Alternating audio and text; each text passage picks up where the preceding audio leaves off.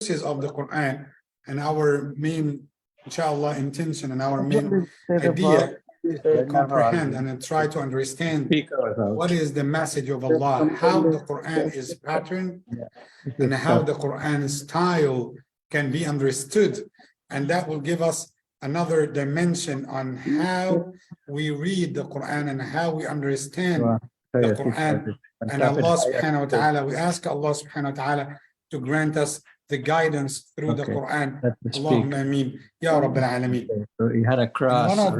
One of the great things that I just wanted to share with my brothers and sisters here, that in some cases when you have the message of Allah subhanahu wa ta'ala, when it is clear to each and everyone in the Quran, and that will affect your heart to the point that you start thinking of, I'm going to learn Quran so I can understand what Allah subhanahu wa ta'ala exactly wanted to tell me. And alhamdulillah, today, one of the good things that happened today, alhamdulillah, I got a call from a brother, alhamdulillah, who converted Islam yesterday. And, I told him, you will find yourself, my brother, in front of oceans and oceans of knowledge. So do not disturb yourself and do not feel like, you know what, no way that I'm going to learn this religion. But subhanallah, and this is the feeling that we have right now, you find yourself like how many years you spent in Islam since you became quote unquote religious, since you started to learn and you started to attend lectures. How many years? 30 years, 40 years, and subhanallah, you feel yourself like you want more. You are hungry for more. I want to get to know more. Still lots of things I'm missing. And that's the greatness of that deen. It's very solid, deep rooted. Allahu Akbar. It covers every corner in your life. That's why. It's not a certain ideology, an idea that some people can defeat. No, that's that's Islam with its knowledge and the branches. Alhamdulillah, nobody even could touch it. That's Islam. May Allah continue His ni'mah upon all of us. Allahumma ameen ya Rabbil Alameen. So what's the chapter that we are talking about? 26, Surah Al-Shu'raa. And you know what? We finished, alhamdulillah, the story of Musa alayhi salam. And I just wanted to move to another story, because the time that we spent, like we reached to Musa alayhi salam when he reached to the Red Sea, and Allah subhanahu wa ta'ala told him to hit the sea with his staff, and it got split, and he moved to the other way, and Allah saved the believers. But what I wanted to do today, I just wanted you, inshallah, and I ask Allah subhanahu wa ta'ala to grant me the guidance so I can explain it in a proper way that pleases Allah subhanahu wa ta'ala alone. Rabbi shrah li sadri wa yassir li amri wahlul 'uqdatan min lisani yafqahu qawli. Allahumma ameen ya Rabbil Alameen. You know, what was the reason for this surah to be revealed? That Allah subhanahu wa ta'ala wanted to tell the Prophet Muhammad sallallahu alayhi wa sallam, you are not the only one got insulted, you are not the only one got accused. Learn about the previous prophets and the messengers, they got the same. But now we have two parties here. What's the first party? The accuser and the one who got accused. So Allah gave us the first message to Rasulullah sallallahu alaihi wasallam to learn, as a person got accused, that you are not the first one. That's why if you started the story, you will find وَإِذْ نَادَى رَبُّكَ مُوسَى. Allah is talking to the Prophet. Oh Muhammad, learn when I called out Musa and I said so and so, and Allah started to give the story. But now with the story of Ibrahim, Allah is not talking to Rasulullah. Allah is talking to whom? To the people of Quraysh, the accuser, the insulter, those who are accusing the Prophet Muhammad. That's why Allah started the surah by saying, وَاتْلُ عَلَيْهِمْ نَبَأَ Ibrahim. Recite for them the Naba of Ibrahim. Tell them the story, the news of Ibrahim. So now Allah is addressing the people of Quraysh, the disbelievers of Mecca. Can you tell me like a common thing between the people of Quraysh and the people of Ibrahim?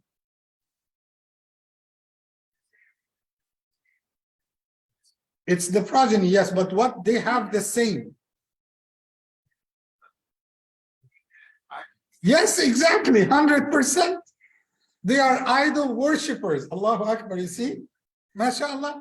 They are idol worshippers. So they have the same, like the same doctrine, the same belief. They are sharing the same ideas. So who is going to get benefit from that? Supposed to be the disbelievers when they hear what happened with Ibrahim. And by the way, they knew Ibrahim, and that's why they have some of the comments, some of the documents of the old scriptures of Ibrahim inside the Kaaba. Do you know that? Some of the old scriptures of Ibrahim, some of the old treatises, some of the old teachings of Ibrahim, they kept it inside the Kaaba as a sign of showing respect to Ibrahim alayhi salam. But at the same time, they got deceived and tricked by the shaitan that they call themselves, we are Abrahamic. Like they thought, like we are Abrahamic, like we share the same doctrine, the same belief with Ibrahim. And Allah said, now, O Muhammad, remind them of the Naba. I told you before the difference between two words in Arabic. The word khabar and the other one is Naba. I said that and the story of the hoopoe bird with Sayyiduna Sulaiman in Surah An-Naml. And that's the next surah, inshallah. So what's the difference between Naba? You know, we have Surah An-Naba that we recited from the second one. Yes, Amma yatasa'al. And the word Naba and Khabar, both of them, if you translate it in English, it will give you news. Tell them the news of Ibrahim. But the word Naba is different in the Arabic language than Khabar. Khabar, it could be true, it could be wrong. It could be right, it could be wrong. It could be true, it could be false. But Naba has to be right, has to be correct. That's the difference. So Allah did not say, or tell them the Khabar of Ibrahim. Khabar, it means it could be wrong. And that's the Quran. It cannot be wrong. This is the word of Allah. And now Allah said, وَاتْلُ عَلَيْهِمْ نَبَأَ Ibrahim. What happened with Ibrahim? إِذْ قَالَ لِأَبِيهِ وَقَوْمِهِ مَا تَعْبُدُونَ. What are you doing? What are you worshiping here? He said that to his father and to his people. Do you still remember the name of the father? Azar. Yes? We said that in Surah Al-An'am, right? Okay. So he asked them, why you people are worshiping here? I want to understand. They said, قالوا نعبد آلهة فنظل لها عاكفين. We worship idols and we show our devotion to them. We remain devoted to them. And if I told you, tell me what you are worshiping, is that short statement that you can say? I worship Allah and I have the pillars of Islam, 5 pillars, and I have the pillars of Iman, 6 pillars. I believe in all the prophets, in the messengers. The book that was revealed upon our prophet is the Quran. You will explain. I pray 5 times a day. I fast in Ramadan, and you will give me a bunch of details about your worship, your practice. But they said, we only worship idols and we devoted ourselves to them. And that was very like short answer. Do you know, can you guess why they give short answer to Ibrahim? Why did they give short answer? Because they know Ibrahim is so intelligent in debating. They didn't want to give him much space to argue about. That's why they kept it short and quick. Then he started to make it longer. Then he started to give them, قال هل يسمعونكم إذ تدعون? Can they hear you when they supplicate, when you supplicate to them? Can those idols hear you? أو ينفعونكم أو يضرون? Will they be able to benefit you or even harm you? So now those questions were from Ibrahim to his people, and at the same time from Rasulullah Muhammad to his people. Look at the similarities here. And listen, they couldn't answer. He asked them these two questions, but they couldn't answer. They changed the topic completely. قالوا بل وجدنا آباءنا كذلك يفعلون. They said, you know what? We found our forefathers, our ancestors doing so. That's why we imitate them. So where's the answer? No answer. They didn't give an answer. They changed the topic and they put it on the responsibility of their forefathers and ancestors. And subhanallah, they said, we found our forefathers are doing the same and we followed them. You know what? Your forefathers were wrong and you guys are doing wrong. And all those idols beside you and with you, all of you are my enemies. Illa Rabbal Alameen, except the one who created me. And I will pause here for a little bit. You know the story, what did he make afterwards? He broke the idols, okay? And he put the axe on the top of the biggest one, the taller one, okay? And why he hang that axe? Yes, yes, and now ask the biggest one. That's why he kept him, without wrecking him. But I wanted to ask you, he wanted to get answers for his questions that they didn't. قال هل يسمعونكم? When they are going to hear them, when they come to complain, oh my God, oh my idol, who broke you? Will they hear? No. Will they answer? No. قال هل ينفعونكم إذ تدعون? Are they going to benefit you for any benefit or at least push any harm? They couldn't push the harm on themselves. It's a piece of rock. That's it. And even the politicians in at that time, they used to sell those idols to gain money. It's a business. Like you have some people, they only think about collecting money, getting people's money without teaching them anything. It's all about money. It's all about business. So that's why the leaders of the clan or the leaders of the tribe were fighting Ibrahim. You are taking our business away from us. And he broke the idols to get the answers, or at least to let them confess that there is no answers for those questions, and you have to admit that you guys are doing the wrong thing. But listen, Allah did not mention the story of breaking the idols here in Surah Al-Shu'raa.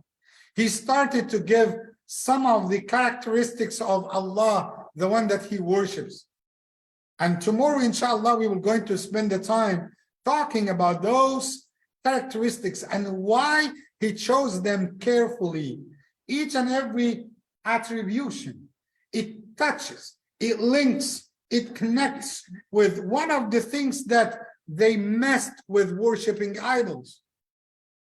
Like, for example, when he identified Allah subhanahu wa ta'ala, what did he say? The first attribute, he said, Alladhi khalaqani fahuwa yahdin, the one who created me and he guides me.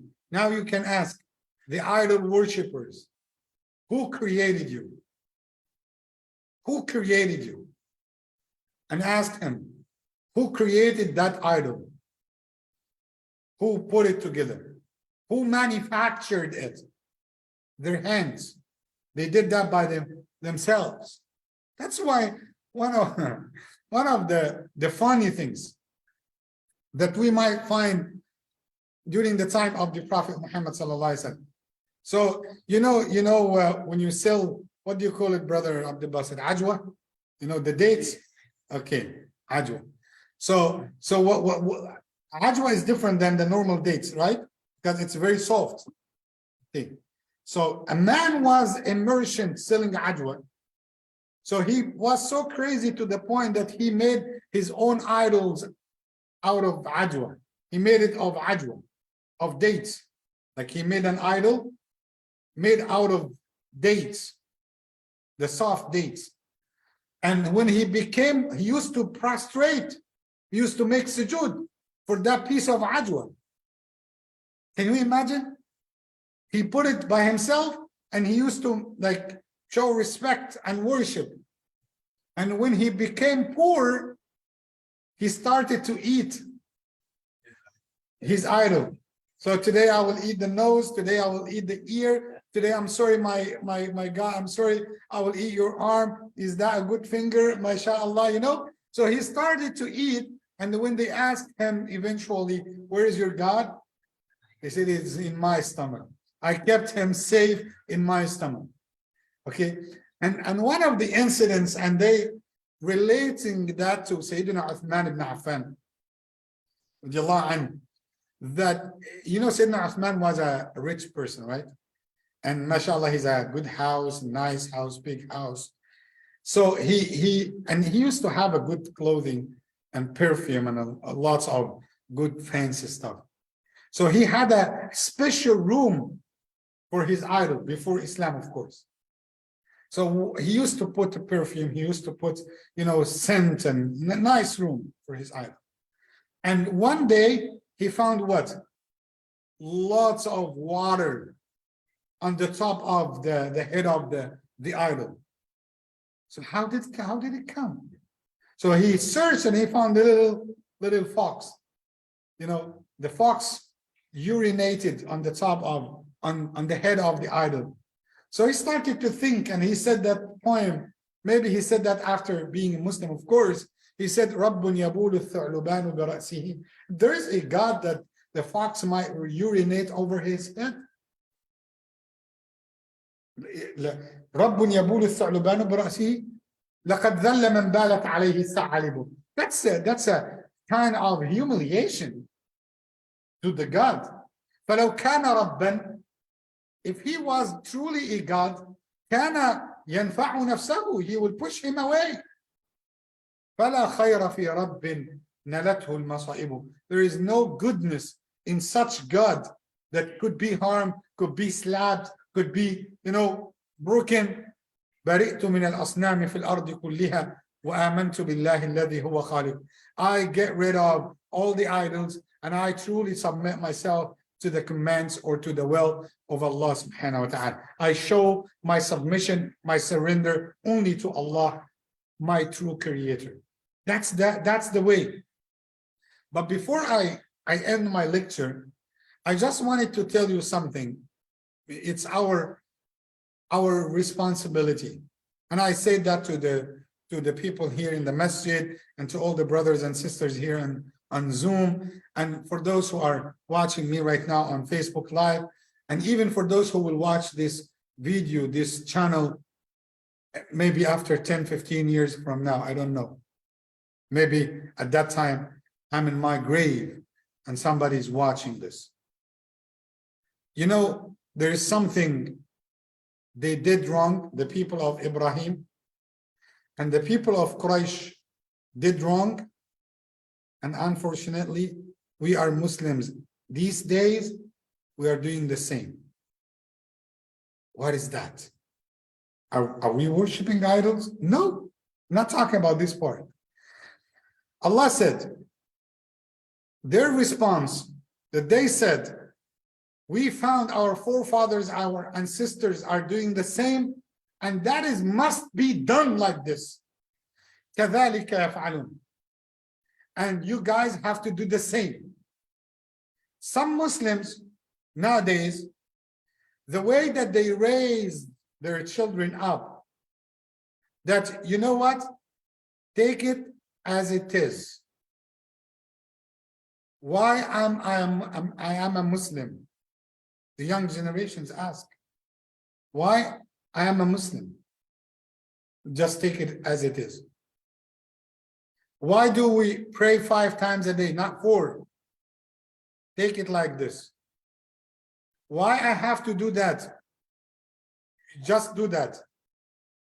And that is the biggest mistake that we can do for those generations. You cannot build Iman without putting intellectual foundation. It's not by imitating your forefathers and having it as a tradition. When your son, when your grandson, when your granddaughter asking you, Dad, why do we do that? If you do not know the answer, if you do not have enough knowledge, take them to a scholar, to an imam, to somebody, but never ever say that answer, take it as it is. That's very wrong. That's a huge mistake. And don't tell them, you know what, that's our tradition. That's not a tradition. It's a religion. It's the religion of Allah. Lots of things. Maybe you do not have the answer. That's why. That's why Allah said in Surah Al-Nahl, what Allah said? Allah said, فَاسْأَلُوا, you know the surah of the, you know Nahl? What's Nahl? The bees? Okay. Allah said, I just want you to go. Chapter of the bees. The first page, you will find this. فَاسْأَلُوا أَهْلَ الذِّكْرِ إِن كُنْتُمْ لَا تَعْلَمُونَ. Ask the people of knowledge if you did not know. If you do not know the answer, that's why Allah had created people that Allah chose them to have this knowledge and their mission. They dedicated themselves to that purpose, to learn, to teach others if they do not have the answers. It's very simple. As you have doctors, as you have engineers, as you have plumbers, as you have nurses, as you have, if you have problem in your body, that's the physical appearance. But if you have a problem in your soul, in your heart, in your conscience, Allah had created people to be the doctors for the souls. It's very simple. But do not give that answer. You will pay the price one day for such an answer. Never give, take it as it is. No. And let me tell you, frankly, every matter, every point in Islam, we have an answer for it. We are not like other people, with all respect, like other doctrines, with all respect. Sometimes they go and they tell you, okay, take it as it is. No, we don't have this in Islam. Be confident about your religion that we have answers. Why that is haram. So do not do like them. Muslims nowadays, because they do not read, they do not attend lectures at the masjid, they do not even watch YouTube lectures, they do not want to spend time to learn their religion, and they, moreover, they misguide their children by themselves. If you cannot give the answer, do not give a bad answer. Do not give the wrong answer by saying, take it as it is. And you know what? That's our tradition. That's our culture. You must follow this. No, that's the wrong answer. That's not the answer. So do not put the responsibility on Islam and say, you know what? This is Islam. That's our religion. You have to follow it. No, no, no. You need to have intellectuality, reasons. Look at the Quran. Allahi, I can tell you, you cannot miss a page in the Quran except where Allah is saying, أَفَلَا يَتَفَكَّرُونَ أَفَلَا يَعْقِلُونَ. Like almost every page, every 2 pages in the Quran, Allah is encouraging us to think, to reason things, to use our minds, to use our intellectual ability. Islam is not only about spirituality, the scientific facts in Islam, the knowledge in Islam. Islam is not a religion only you will find it in the masajid. No. Islam wanted you to be a successful doctor, in a businessman. Islam wanted you to be an engineer, wanted you to be a pilot, wanted you to be a person who is successful in his business. That's Islam.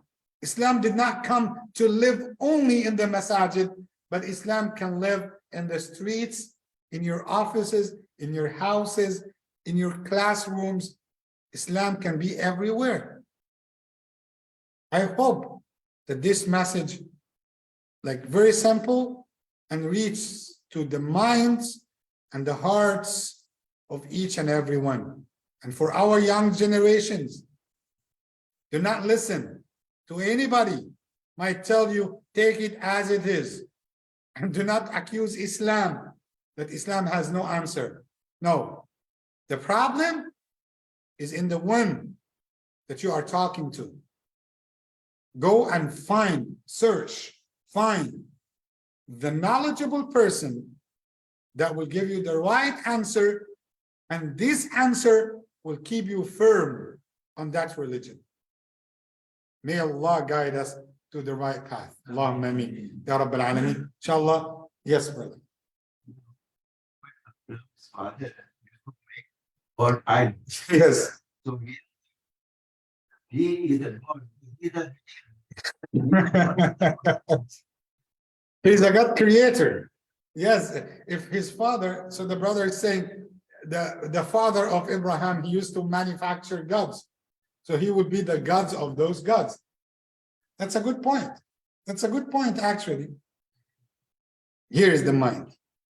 Subhanallah. Yes, he was a creator of the creator, of quote unquote, their creator. May Allah subhanahu wa ta'ala guide us. Yes, that's something they should think about. That's why Islam, as I started my lecture, Islam is very solid, very, concrete and deep rooted on the ground. May Allah make us, firm on that religion. Allahumma ameen ya Rabbil Alameen. جزاكم الله خيرا. بارك الله لي ولكم في القرآن العظيم ونفعني وإياكم بما فيه من آيات والذكر الحكيم. وصلي اللهم وسلم وبارك على سيدنا محمد وعلى آله وصحبه أجمعين. السلام عليكم ورحمة الله وبركاته.